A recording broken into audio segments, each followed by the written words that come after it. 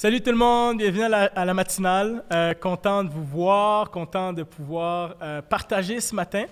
La matinale, c'est juste un moment pour être encouragé, pour être boosté dans ta journée. Donc, puis salutations spéciales à tous ceux qui se joignent puis se connectent là, pour les premières fois. Mon nom, c'est Josiah, je suis le pasteur de la chapelle Gatineau. Et avant même d'entrer dans le cours partage aujourd'hui, j'aimerais juste t'encourager à commenter. Okay? Si jamais tu as un court témoignage qui rentre dans 2 petites lignes, fais-le. Ça peut encourager quelqu'un qui lit les commentaires. D'accord? Donc, on prend toujours le temps aussi de répondre aux commentaires. Donc, c'est pas juste moi qui participe, c'est toi aussi qui participe. Donc, ceci étant dit, aujourd'hui, la pensée du jour, j'ai décidé de l'intituler « Il y aura justice, prends courage ». Il y aura justice, prends courage.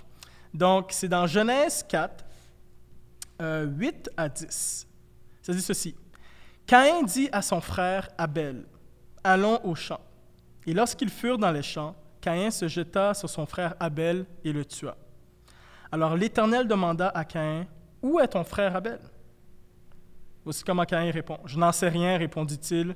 Suis-je le gardien de mon frère? » OK, genre, comme pourquoi tu me demandes ça, je m'en fous un peu.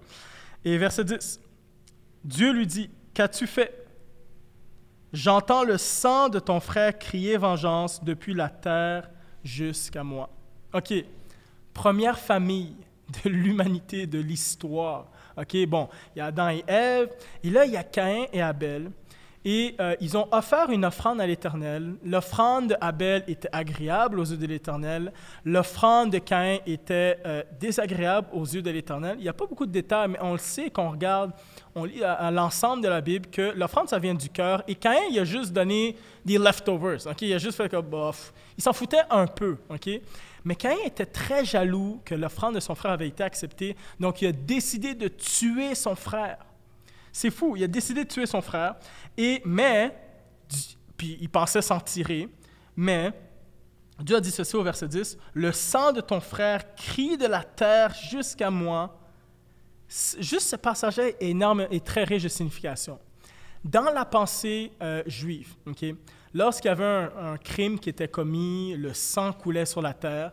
La terre était une espèce de manière de couvrir la transgression. Okay? Si le sang coule, il a été absorbé par la terre, ni vu ni connu. Okay? Bon, dans les films de mafieux, le corps est creusé dans la terre ou jeté à la rivière. Bon, c'est des scènes horribles, mais c'est cette même mentalité que parce que la terre recouvre le sang de la victime, c'est ni vu ni connu. Le crime est passé sous silence. Mais voici ce que Dieu dit, il dit, « Le sang de ton frère crie de la terre jusqu'à moi. » Dieu est en train de dire, « J'ai vu, moi, ce que tu as fait. J'ai vu ce que tu as fait. » Ce n'est pas parce qu'il n'y a pas eu de témoin oculaire humain qu'il n'y a pas eu de témoin. Ce n'est pas parce qu'il n'y a pas eu tu n'as pas été jugé à une cour, okay, devant un juge, avec un procès et tout, qu'il n'y aura pas de conséquences à tes actions. Je suis le juge, OK? J'aimerais t'encourager, toi, qui as vécu peut-être une transgression, qui as vécu peut-être un crime, tu as vécu quelque chose que personne n'a vu. Tu vis avec ça. Il y en a, ça fait peut-être même des années. C'est quelque chose qui s'est produit à l'école, quand tu étais au primaire, quand tu étais au secondaire. C'est quelque chose qui s'est produit dans ta famille, dans un milieu où il y avait beaucoup de confiance. C'est quelque chose qui s'est produit dans ton travail. Okay, avec ton employé, tes employeurs. C'est quelque chose qui est passé dans le passé. C'est quelque chose qui est peut-être actuel. Et tu dis, je vis avec ça. Okay? T'es pas morte. Okay? Si tu écoutes cette matinale, tu n'es pas morte. Okay? Abel est mort, il ne peut rien dire. Mais Dieu a vu et il y aura justice. Prends courage. Dieu était à la fois l'avocat, le témoin et le juge. L'avocat, pourquoi? Parce que Dieu a décidé de poser la question à Caïn. Il a dit, « OK, est-ce que tu es le gardien de ton frère? » Pardon.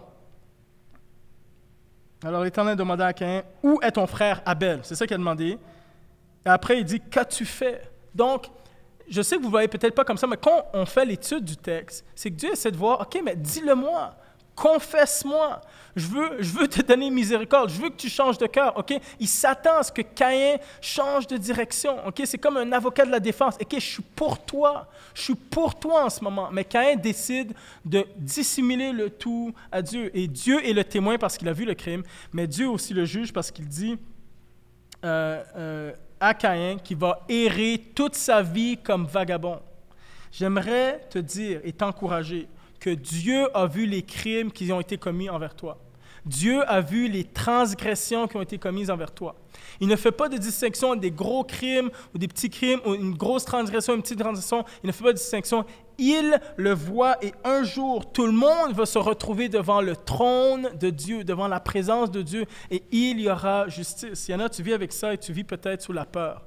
Okay? Il y a plusieurs choses dans l'actualité où il y a des gens qui sortent. Il y a des gens qui disent « lui m'a fait ça, lui m'a fait ça ». Puis j'encourage. Moi, c'est quelque chose que j'encourage. Vas-y, dis ce qui s'est passé, si c'est possible pour toi. Si la personne qui a fait quelque chose contre toi est encore vivante. Mais sinon, des fois, tu vis avec ça, tu dis « oh, j'ai raté ma shot, cette personne-là n'existe même plus. Cette personne-là n'est même plus de ce monde. Cette personne-là est ailleurs. Cette personne-là… » Dieu est un juste juge. Il a vu ce que tu as vécu et il y aura justice. Prends courage. Je veux juste t'encourager ce matin. Le système de justice de Dieu est parfait. Et chaque personne va rendre compte pour ses actions.